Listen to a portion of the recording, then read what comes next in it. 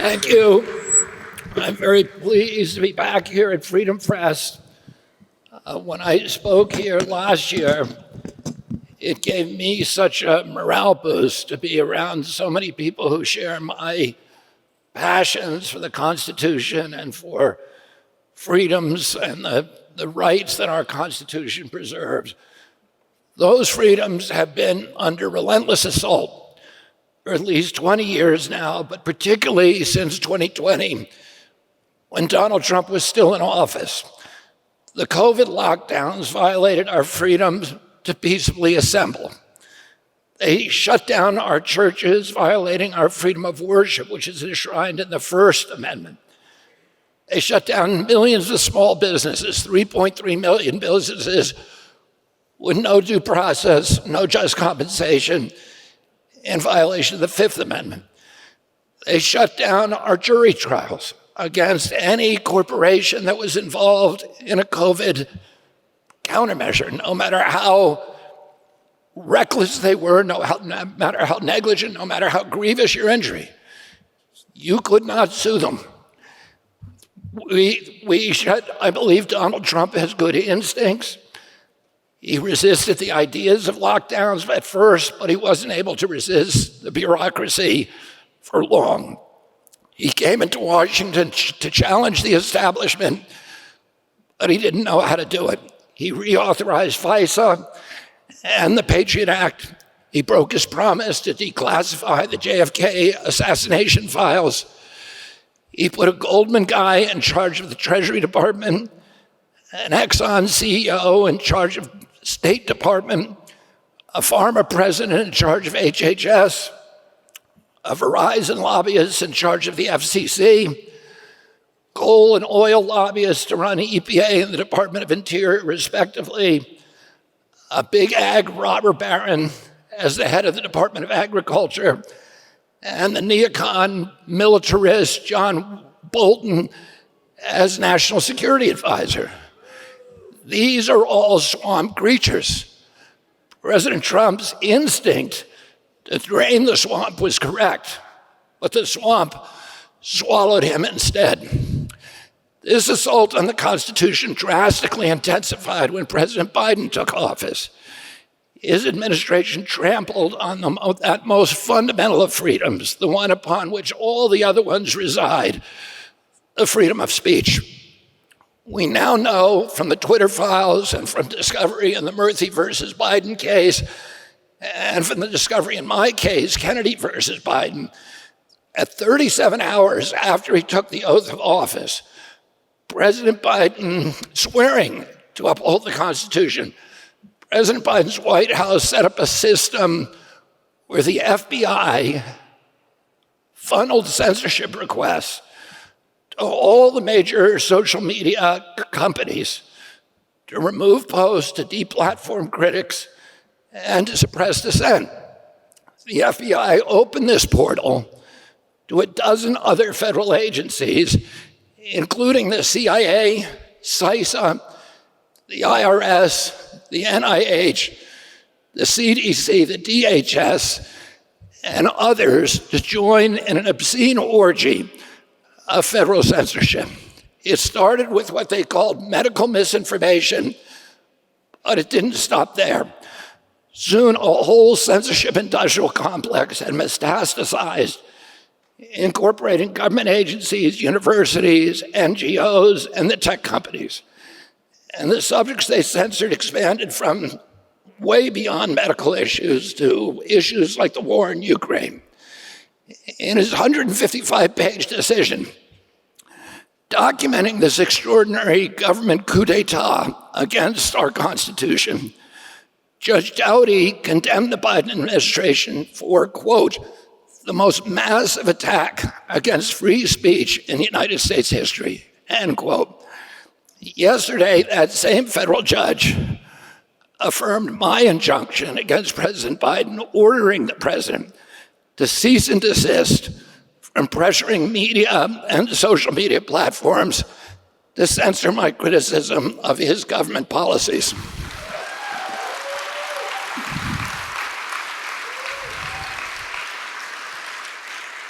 Please raise your hand if any of you read about that decision in the mainstream media.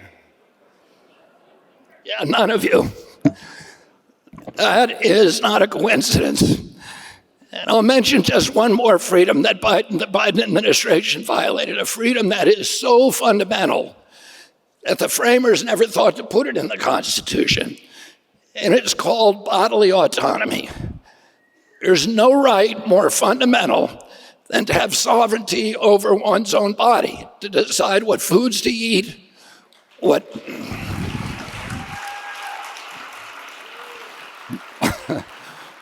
medicine to take.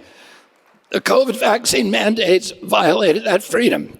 So did all the industry, media, and government lies and propagandas around the vaccines and around the alternative remedies like therapeutic drugs, because they prevented the public from making an informed choice.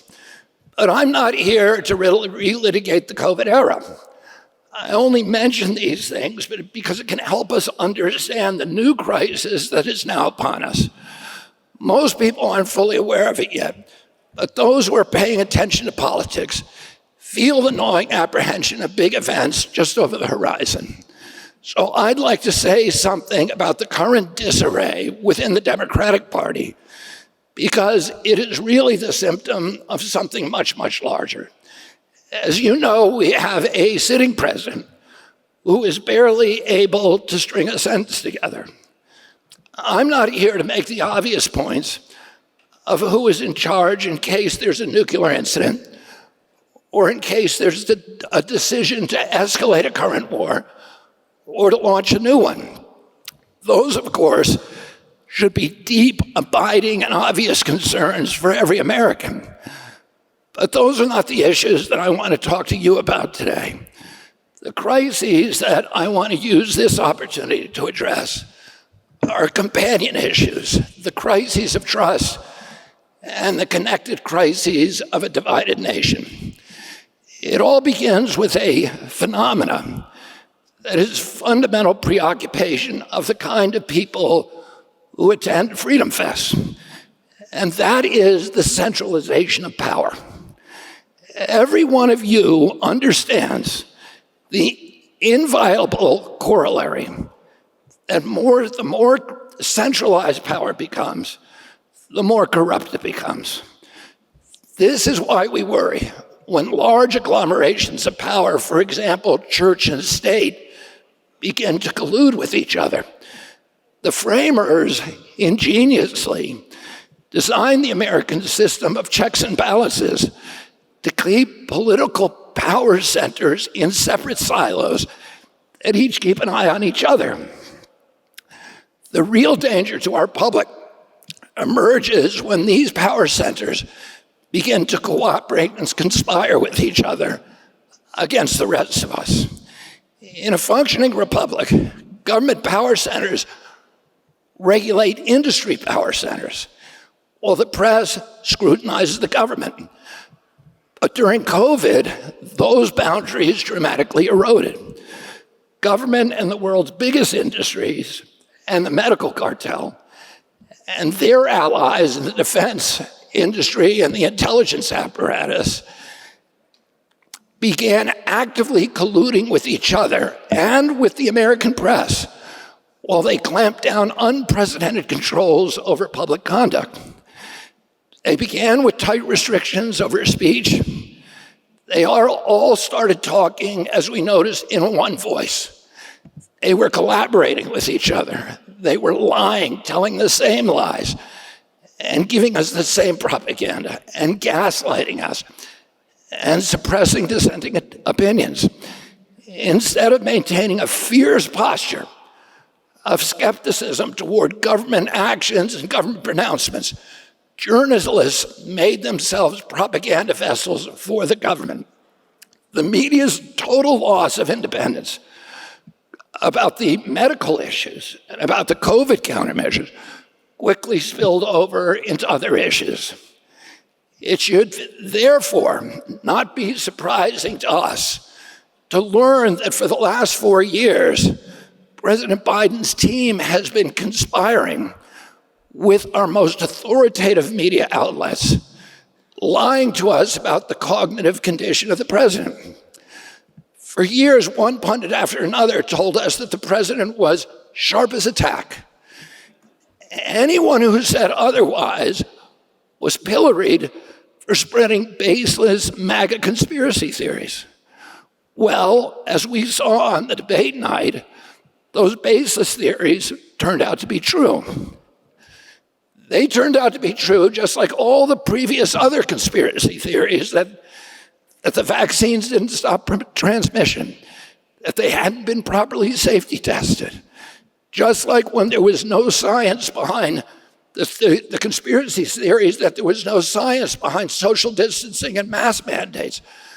Very slowly, very quietly, the mainstream media is now admitting that after all, we were right about all those things.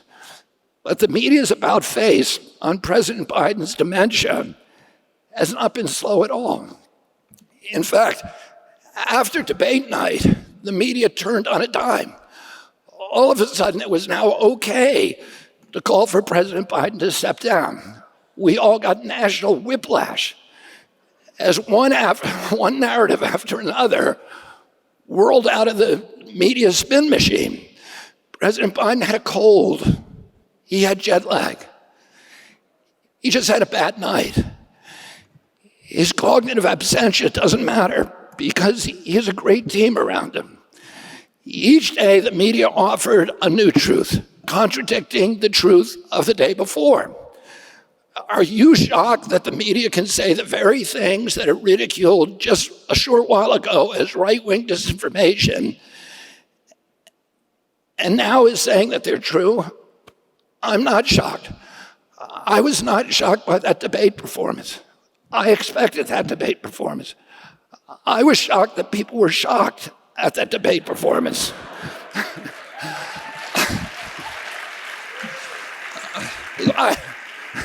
I was paying attention, and I wish this were all a surprising anomaly, but in fact, few of us were shocked because we simply take the hypocrisy and the deceit of the media for granted. Almost no one believes the media lies anymore. Some of them just pretend to believe, and then they forget they are pretending. That's the most shocking thing about the whole affair. The most shocking thing is that it isn't even shocking. Now, government lying has become routine. I remember when I was a boy, everybody trusted the government. It was almost incomprehensible for an American to believe that their government would lie to them. And the polling data show that when my uncle was president, 85% of Americans believed the government would never lie to them. 85% to 90% of Americans believe the media. And why is that? It wasn't because they were foolish. It was because the government and the media actually were pretty honest most of the time. I remember the first time that it entered the public mind in this country that government could be lying to us. And it was in May of 1960, I believe, when Gary Francis Powers' U-2 was shot down over Russia. And President Eisenhower, at the recommendation of his CIA director, Allen Dulles, lied to the American public and said there was no spy planes. The US didn't have that program, and we had not been illegally violating the Soviet Union's airspace. This was a CIA program, the U-2 program. The planes flew so high, 90,000, 100,000, 120,000 feet, that they were invisible to the naked eye and they were invisible to radar. And we believed they were impossible to shoot down. But the Russians, because they had a mole in Langley, succeeded in shooting one down. And the pilot, Gary Francis Powers, was supposed to kill himself. He had an arsenic shot, but he didn't do it. And the Russians held him without telling anybody they had him. So after Eisenhower told the American public and the people of the world that there was no program, the Russians produced Gary Francis Powers. And everybody in the world took a big gulp, and everybody in our country and said, holy cow, the government lies to us. And then when my uncle was killed in 1963, the Warren Commission published its report, and 60% of the American public had doubts about that report. And then 10 years later, in 1973, the Pentagon Papers were published. And that documented 20 years of knowing, purposeful deceit by hundreds of government officials, including the President of the United States, the Secretary of Defense, lying through their teeth to the American people. And 56,000 Americans' kids died as a direct result. And people all of a sudden were aware the government lied to them. And then in 2001, the government lied us into Iraq, a war that had nothing to do with 9/11. And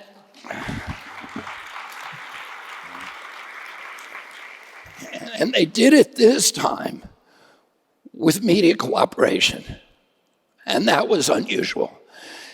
And the New York Times subsequently apologized publicly for the reporting of its CIA-affiliated reporter Judith Miller, who was allowed to tell these lies day after day on the front page of the paper that got us into that war. So at least the CIA, at least the New York Times apologized for it. But that war, think of what it cost us, $3.6 trillion. Iraq is left worse off than we found it. It's an incoherent battle between Shia and Sunni death squads. We pushed Iraq into a proxy posture with Iran, the exact foreign policy outcome we've tried to avoid for 30 years. The October 7th attack on Gaza are a direct result of that blunder that we did in Iraq of destroying the last bulwark to Iranian power. We created ISIS. We drove in the spillover war in Iran 4 million refugees up into Europe. We destabilized every nation in Europe for the next generations. Brexit is a direct result from that. BRICS ultimately is a result of it. And these are the results of a lie, of a collaboration to lie between our government and the media. But luckily, as I said, the media apologized for it at that time. But when COVID came along, we saw the same kind of disastrous collaboration. And this time, and the media, again, abetted those lies. We citizens have now learned to take nothing at face value, but instead to read between the lines. We're like Soviet citizens during the Soviet Union, who understood that they could read Pravda, but nothing in it was true. Everything had to be discerned from learning the code words. What are they really saying? What is the messaging? What is the spin? Predictably, the public trust in government and the media has fallen to nearly zero. That's a national crisis that the Biden debate catastrophe has now made it impossible to ignore. How can you have a public without having the truth? And by the way, the crisis of trust isn't because we Americans are too cynical. It's because our government and our established institutions have abused the trust that we once gave them. And that's why the most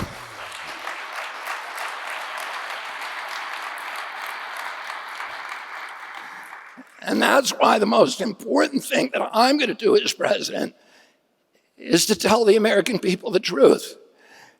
And that goes...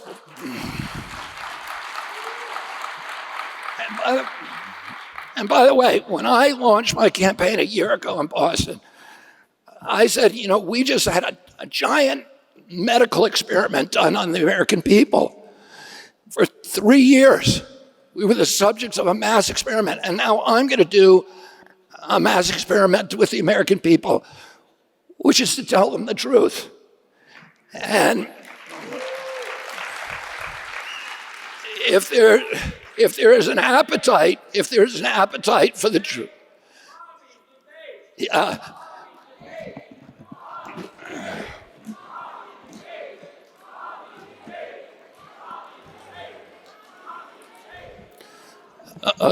can I respond to that? Yeah. I've been in the grassroots environmental movement for 40 years. And one of the great failures of the environmental movement was the inclination for various chapters of the environmental movement to make war on each other and forget who the real enemy was, the people, the power centers that we need to bring down. And that is the Achilles heel of almost every grassroots movement, is our inclination to fight each other. And that's why I've said I will debate as long as President Biden and President Trump are on the stand. I don't want to fight my friends. I don't want to fight my friends, and I don't want that to be the distraction. I want all of us to be focused on demanding that they come to the debating stage.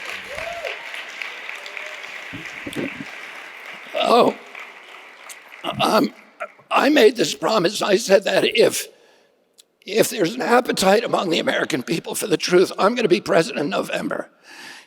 And the first thing that I'm going to do on my first day in office is to issue an executive order declaring that any federal official who tells a lie in conjunction with his official duties will lose his job.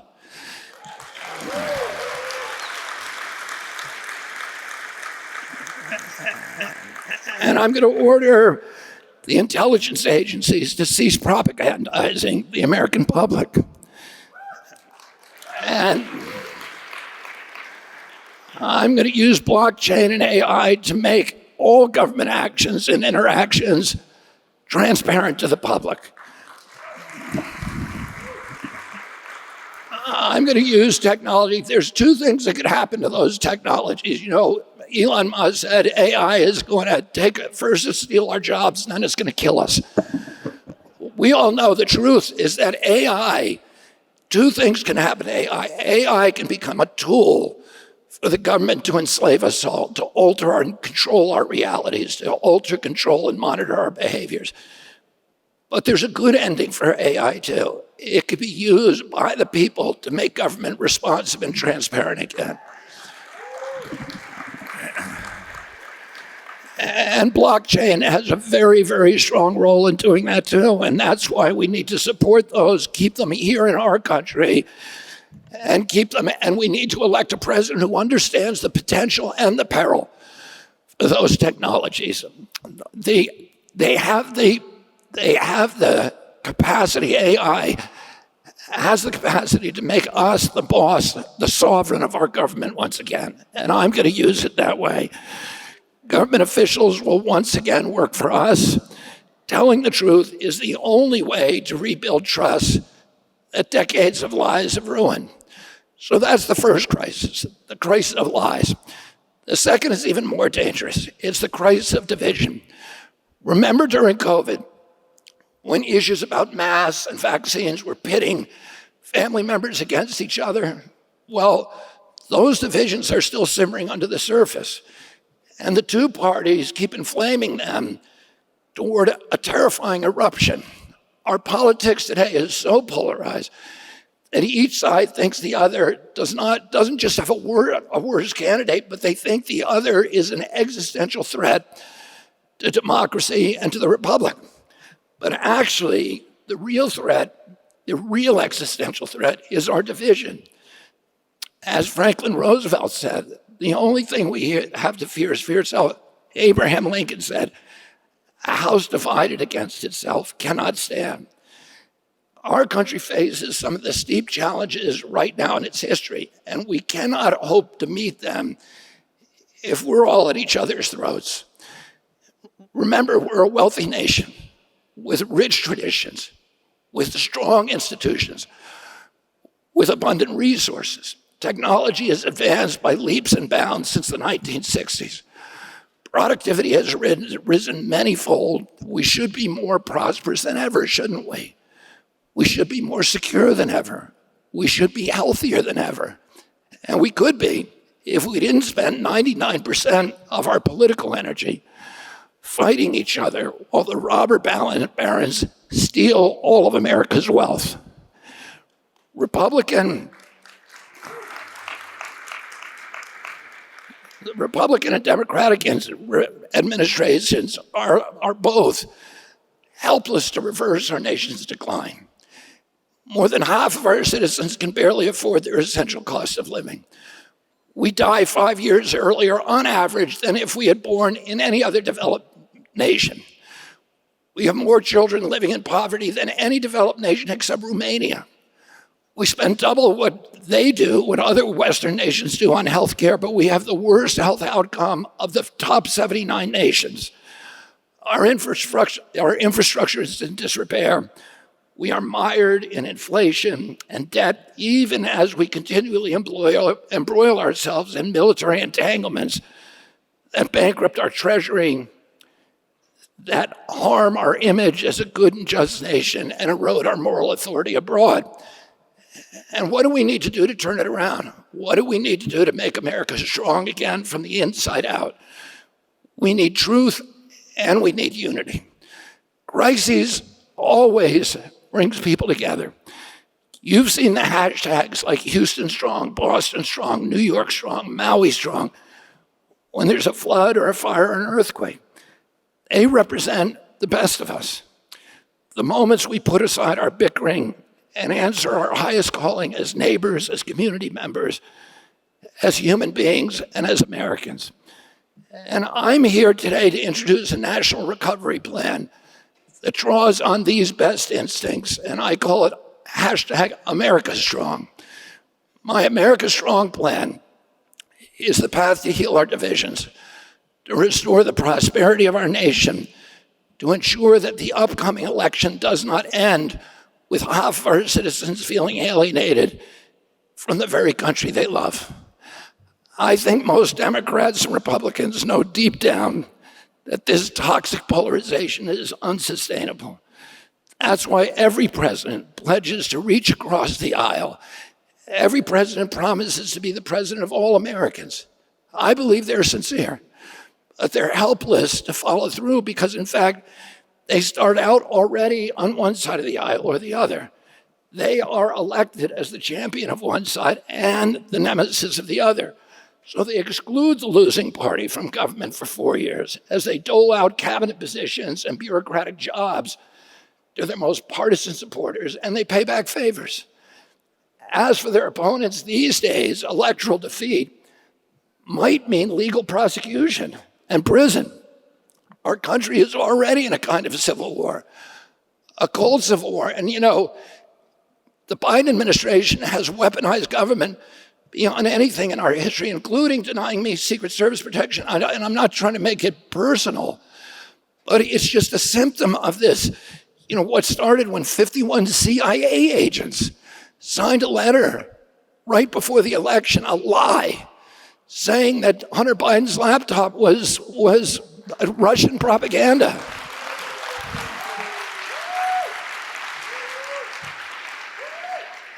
They were actually tampering with the election and then blaming the Russians for tampering with the election. But it began earlier than that. It began when President Trump promised that if he got elected, he was going to appoint a special prosecutor and lock up Hillary Clinton. It's not good for either side. We can't let them do this. They're weaponizing it against all of us. And that's why I look back at Abraham Lincoln, who led our country through the original Civil War, when we were even more divided than we are today. Lincoln did not do a victory dance and exclude his defeated opponents with gleeful cries of elections have consequences. He committed himself instead to what he called a team of rivals, a government representing all Americans, those who seem to have won and those who seem to have lost. He knew that otherwise the Civil War was never, ever going to truly end. My hashtag American Strong platform is a commitment to lead a unity government, 4 years of truly nonpartisan government representing all of our people and not just the victors. In service to this end, I pledge to appoint a cabinet comprising members of the Democratic Party, the Republican Party, the Libertarian Party, and people from the Green Party and other parties. and parties outside the political process.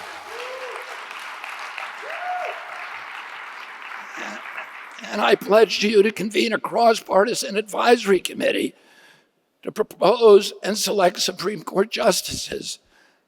I'm going to carefully examine whether any prosecutions of public and private officials were politically motivated. And I'll pardon or commute the sentences of any people who have been politically prosecuted.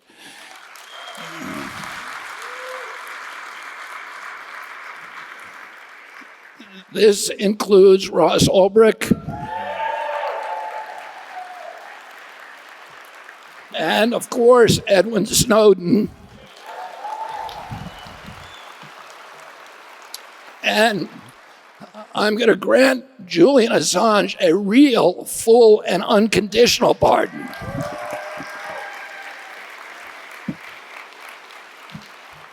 And I'll also consider pardoning any past president or members of their families if I find that any of the charges still pending against them next year were politically motivated. And I'll forbid the weaponization of the Justice Department. My father, a week into his term as the Attorney General, convened all of the bureau chiefs and division chiefs of the Justice Department. He brought them into his cavernous office, and he said to them, the one thing we're never going to do is to ask if any defendant in our case are Republican or Democrat. We are going to do nothing that is going to erode the public conception that justice in this country is blind, and that it's neutral, and that it's nonpartisan. He understood how critical that was for our faith in our institutions. And I'm going to forbid the weaponization of the IRS or any other government agency. To surveil or undermine political opponents or their supporters. I pledge to give American people a direct voice in guiding legislation and scrutinizing the budget through direct democracy initiatives, again, using AI, using blockchain and other technologies. We've given Democrats their chance to fix this country. We've given Republicans their chance. What has not had a chance is a unity government, headed by an independent president, beholden to no party, free from corporate influence, owing no favors to Washington establishment, ready to recruit the best ideas from both parties and from all those who've been left out of the American political process. This is the path back to a strong and prosperous America. That's the path to America strong. The presidential debate left no doubt that neither President Trump nor President Biden is prepared to unify our nation. In fact, their rhetoric and their actions will only divide us further, and they don't even contest that.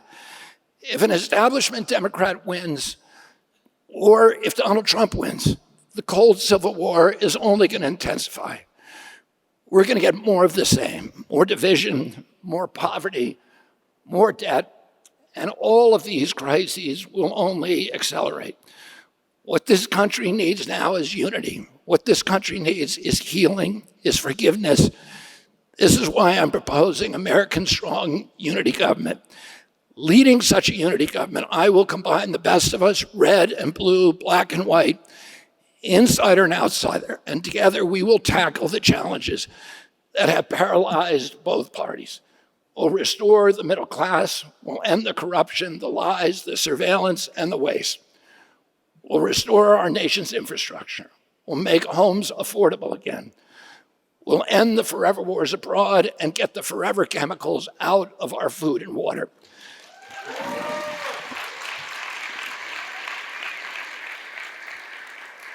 We're going to reverse the twin epidemics of chronic disease and addiction. We cannot do any of these things if we're limping along as a divided nation. That's why I call on all Americans to join me in stepping across the partisan divide and coming together in a unity government so we can once again be America Strong. Finally, let me tell you why I've chosen to unveil America Strong here at FreedomFest.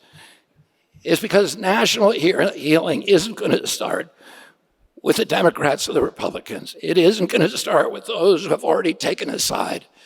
It starts with those who have stepped away from the sides. It starts with those people who've declared themselves independent of the political warfare. It starts with those who have served a higher ideal than merely defeating your opponent to gain power. And what might that higher ideal be? What is the ideal that lies at the heart of our nation? What is our founding spirit? It is, of course, the ideal of freedom. It's the life, the liberty, the pursuit of happiness. Freedom has suffered grave injury in the past 4 years, but its spirit still lives on in our country. Many of us have held faithful to it, preserving the idea of free nation, so that when the moment of reckoning comes, it's still available for America to choose. That moment is here now, and now is the moment of reckoning.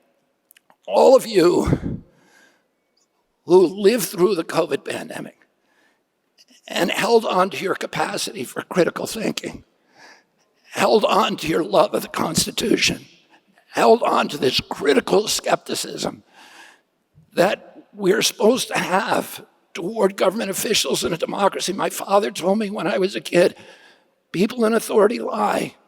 The function of anybody, any citizen of a democracy is to maintain a fierce skepticism towards government proclamations, but more importantly, a fierce love of our freedoms and our Constitution. And there were 25,000 people between 1776 and 1784 who gave their lives, and many more who gave their property, risked their property, their livelihoods, their health, their well-being to give us the Bill of Rights. And in one short year, we let, in many cases, unelected public officials to take them away from us. And we have to make a recommitment. We need something to happen. Why did that happen? I still can't figure it out. I know that one of the issues is that we stopped teaching civics in our schools. But all of us need to be examples to this next generation of kids about the importance of hanging on to these freedoms, about that the framers wrote the Constitution not for easy times.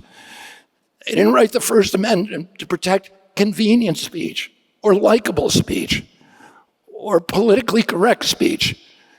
They wrote it to protect the kind of speech that nobody wants to hear, the speech that's going to offend you, that's going to hurt your feelings, that's going to insult your sensibilities. They wrote the Constitution for hard times, not for easy times. They wrote it for pandemics. There's no pandemic exception in the United States Constitution. And we need to raise now a generation of American children that grow up understanding how important it is. We have all these new technologies, surveillance technologies, facial recognition systems, low-level satellites, AI, and are constantly going to be used by malevolent forces to steal and erode our constitutional rights. And we need to raise the barriers so that nobody, no how, no way, ever tramples on our constitutional rights again. That COVID,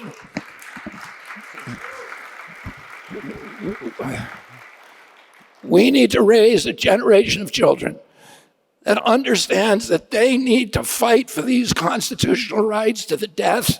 They need to fight for them to the gates of hell. And then if hell freezes over, they need to fight them on the ice. And that's the generation. That is the civics lesson that I'm going to teach the American people as President of the United States. And that's why I feel that I deserve your support. And I'm so grateful to be here with so many people who feel the same love and passion for our constitutions and our freedoms as you do. God bless you and God bless America.